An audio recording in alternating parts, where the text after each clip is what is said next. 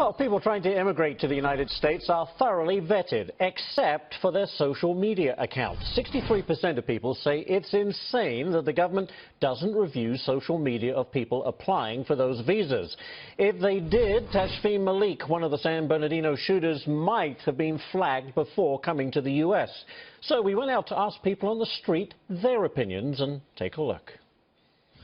Social media should be left as social media unless there's some very trigger heavy things that they think someone's doing, and then I guess they could continue with the investigation. I think all social media should be used. Everything at our disposal, they're using it at their disposal. There are so many people on Facebook and so many different voices.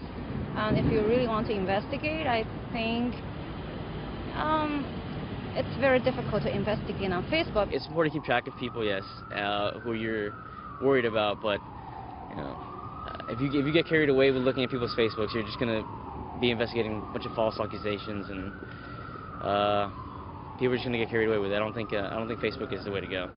Well, some interesting points of view. Let's bring in tech investor Eric Schiffer, who joins us now. So, Eric, what is the main issue here? Does national security trump, if you like, the right to privacy? What's your view?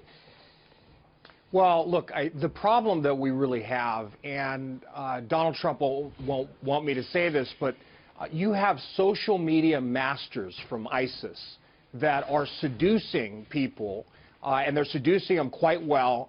They bring them over to the dark web, and using encryption, they are communicating. I mean, we've seen now San Bernardino people who were seduced through propaganda that came from ISIS. The problem that we really have is Silicon Valley, unfortunately, is really doing nothing. They're not. I mean, we have this encryption that is all through the dark web. Law enforcement can't get to it.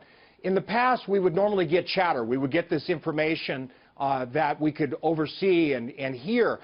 Law enforcement gets almost no chatter now because many of these technologies now are encrypted.